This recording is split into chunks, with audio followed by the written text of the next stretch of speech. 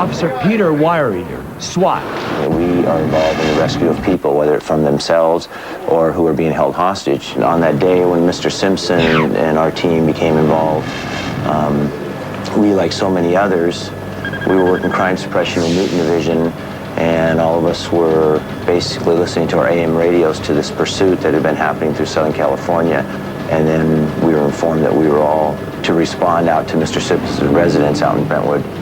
He had refused to submit to arrest that morning and disappeared, that he was armed with a handgun, or so they believed, and was in the back of Mr. Calling's Bronco, and that he was threatening to harm himself, and they believed he was headed back to his residence here in Brentwood. I was informed here that I would be the negotiator and would probably be negotiating from inside of his home to him out in his vehicle in the infamous white Bronco. And we turned off of Sunset here onto Rockingham, and there was hundreds of people.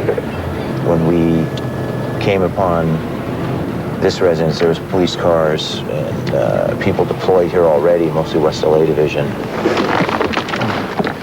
You know, we arrived that night, or that afternoon. The one thing that I remember as I was approaching this, although I was going to be a negotiator, I was thinking too, tactically, how do we trap this? How do we stop this? We arrived at his residence about 10 minutes before he and Mr. Callings drove up at the front of this procession of Southern California law enforcement. And we immediately deployed very quickly.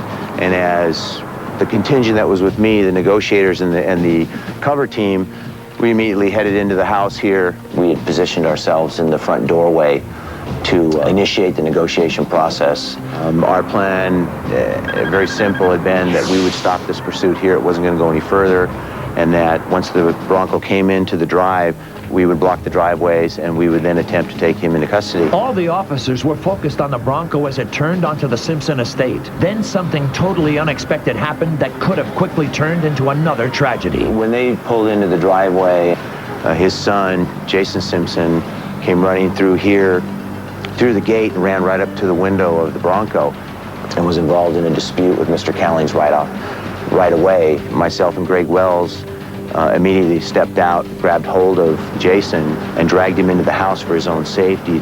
We could see we were going to have to deal with Mr. Callings first.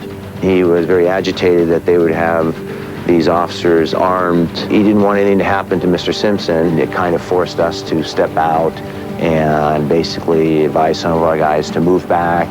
And as much as I don't like doing that to my teammates at the time, it really helped us in that Mr. Callings calmed down immediately, and he felt that maybe I took an impression that he was now submitting that maybe we really were there to help.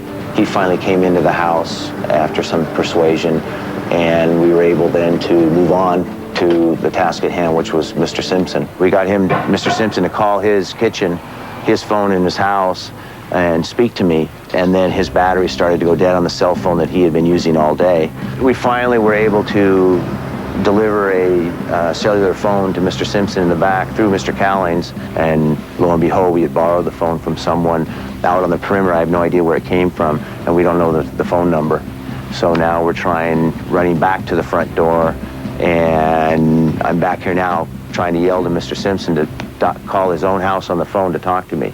When he finally got through on the phone, our first and foremost task was to get him to lower the weapon. Some of the topics in our dialogue that we discussed, you know, the easiest one that comes to mind is his football career. You know, that was a very easy one to see if he wanted to talk about that, which he did. The major theme throughout our conversations were his treatment by the media, how he's being perceived. I introduced into the conversation, amongst other things, his children. As I recall, he changed the subject back to the way he was being perceived. And not once in our conversation did he ever deny this involvement in this homicide, which struck me as kind of odd. I felt as it went on and on that he wasn't going to harm himself, that we had the opportunity to take him into custody peacefully.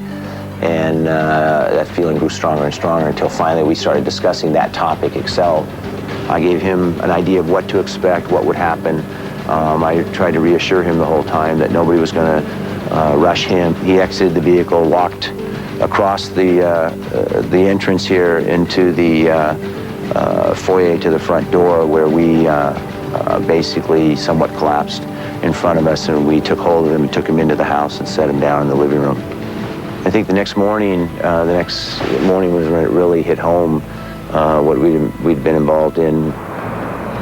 There's a great sense of satisfaction in that we did our job well and accomplished our objectives. In all these incidents that we've been involved in over the years, there's always that feeling that our team accomplished this again.